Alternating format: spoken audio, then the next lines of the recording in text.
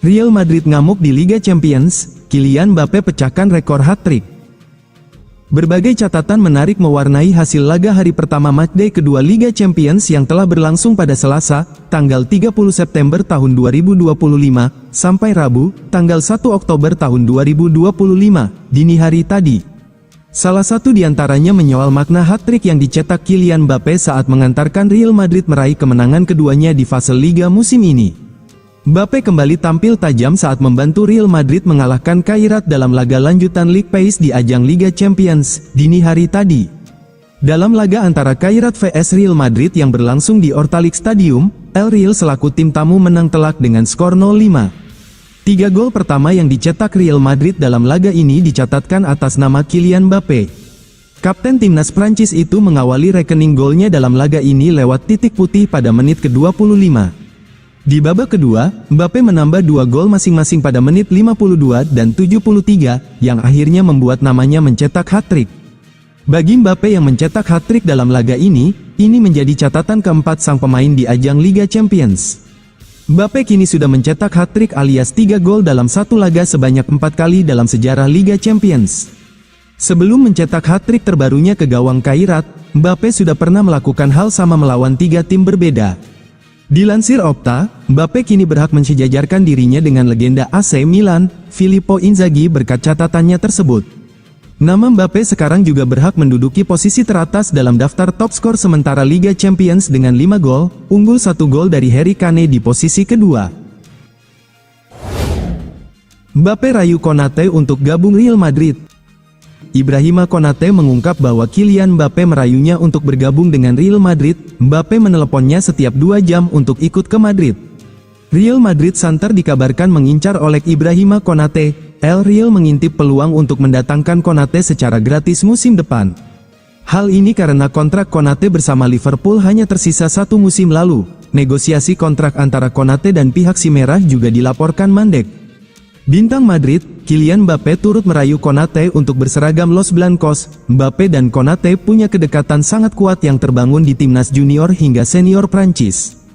Kedua pemain 26 tahun berada di angkatan yang sama di Les Bleus. Konate dan Mbappé saat ini juga bersama di timnas Prancis menghadapi jeda internasional di awal September. Konate sambil bercanda mengungkap bahwa Mbappé menelponnya setiap 2 jam untuk memintanya bergabung dengan Madrid. Dia menelepon saya setiap 2 jam, ujar Konate soal Mbappé dikutip dari Telefoot. Keinginan Manchester United boyong bintang Real Madrid makin terbuka. Keinginan Manchester United mendapatkan Federico Valverde semakin mendekati kenyataan.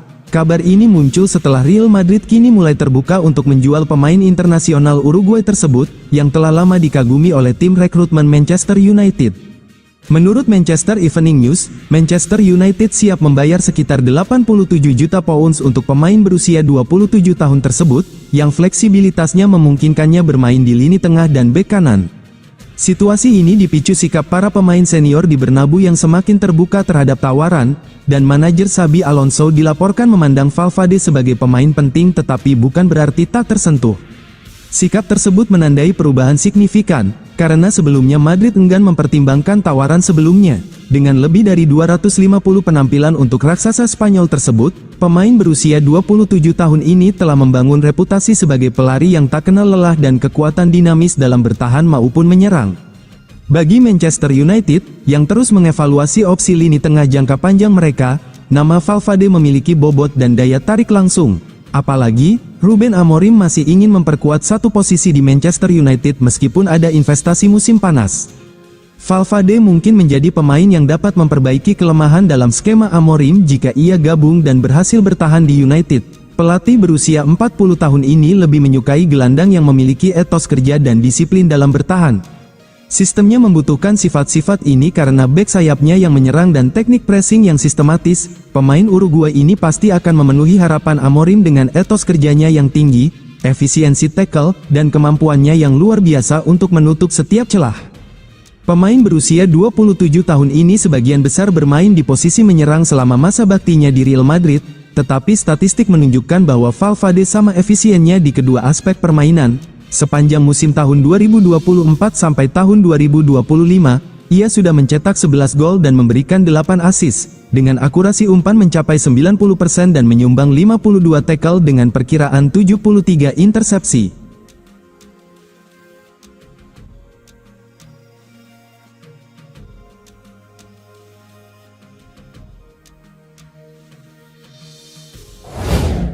Bencana besar Real Madrid, Xabi Alonso tidak punya bek kanan.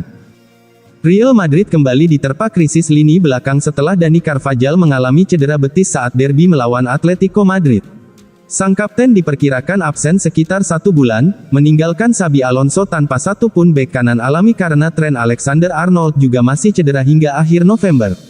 Real Madrid mengonfirmasi pada Minggu tanggal 28 September tahun 2025 bahwa Dani Carvajal mengalami cedera otot di kaki kanannya saat dipecundangi Atletico Madrid 5-2 di Derby Madrid, Sabtu tanggal 27 September tahun 2025 kemarin. Bek kanan berusia 32 tahun itu akan menepi selama kurang lebih 4 pekan, menyusul Trent Alexander-Arnold yang sedang memulihkan cedera hamstring dan baru akan kembali akhir bulan depan.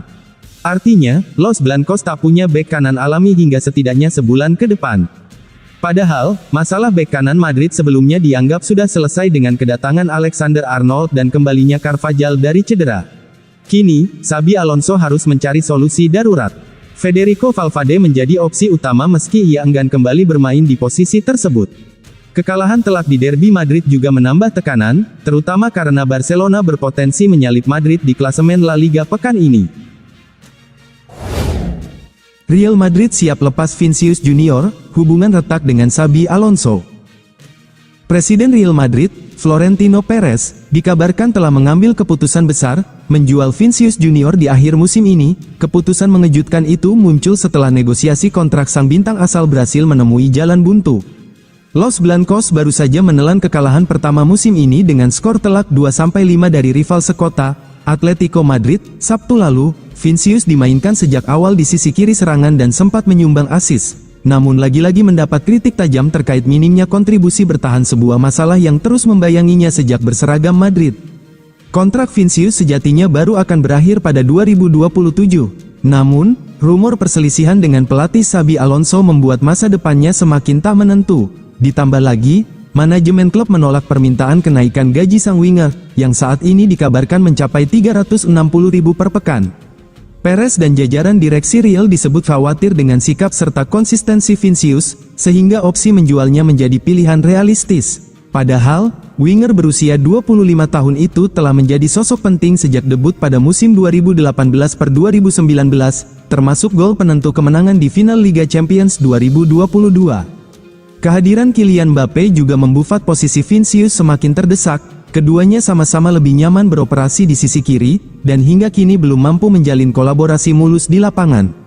Meski Mbappe kerap dimainkan sebagai striker, kebiasaannya melebar ke sayap membuat peran Vinicius semakin kabur. Ditambah lagi, keduanya sama-sama minim kontribusi defensif sehingga menyulitkan Alonso dalam meracik keseimbangan tim. Hanya sedikit klub di Eropa yang mampu menebus harga tinggi plus gaji fantastis Vinicius. Paris Saint-Germain menjadi kandidat utama mengingat tradisi mereka dalam mendatangkan penyerang mahal. Namun, gaya kerja keras PSG di bawah Luis Enrique bisa jadi tantangan bagi Vinicius yang dikenal kurang agresif saat bertahan. Xabi Alonso ungkap penyebab kekalahan telak Real Madrid dari Atletico. Real Madrid menelan kekalahan pertama musim ini saat berhadapan dengan Atletico Madrid di laga Liga Spanyol. Xabi Alonso ungkap penyebab kekalahan timnya. Bermain di Stadion Wanda Metropolitano, Sabtu tanggal 27 September tahun 2025, malam waktu setempat, Atletico melibas Real Madrid asuhan Xabi Alonso via skor 5-2 dalam laga bertajuk Derby Madrid. Gol-gol kemenangan Atletico Madrid dicetak oleh Robin Lenormand menit 14, Alexander Sørloth menit 48, Julian Alvarez menit 51 dan 63, dan Antoine Griezmann menit 93. Di sisi lain, Real Madrid hanya membalas 2 gol lewat Kylian Mbappe menit 25 dan Arda Güler menit 36 di babak pertama. Pelatih Real Madrid, Xabi Alonso, menilai timnya gagal menunjukkan intensitas permainan yang memadai. Xabi Alonso menyebut kelemahan itu menjadi faktor utama kekalahan timnya di laga Atletico Madrid vs Real Madrid. Hal yang paling mengkhawatirkan adalah mengapa kami kurang intensitas dalam permainan, ujar Alonso dikutip dari situs resmi klub. Minggu, tanggal 28 September tahun 2025, kami tidak bersaing cukup menekan dan kami tidak pada level yang diperlukan untuk pertandingan ini dan lawan-lawan ini, imbuhnya. Menurutnya, Real Madrid harus segera memperbaiki banyak aspek permainan agar bisa kembali bersaing di level tertinggi. Kami harus meningkatkan permainan kami. Itulah yang harus kami lakukan. Saya merasa kami perlu meningkatkan permainan kami dalam setiap aspek, tambah pelatih asal Spanyol tersebut.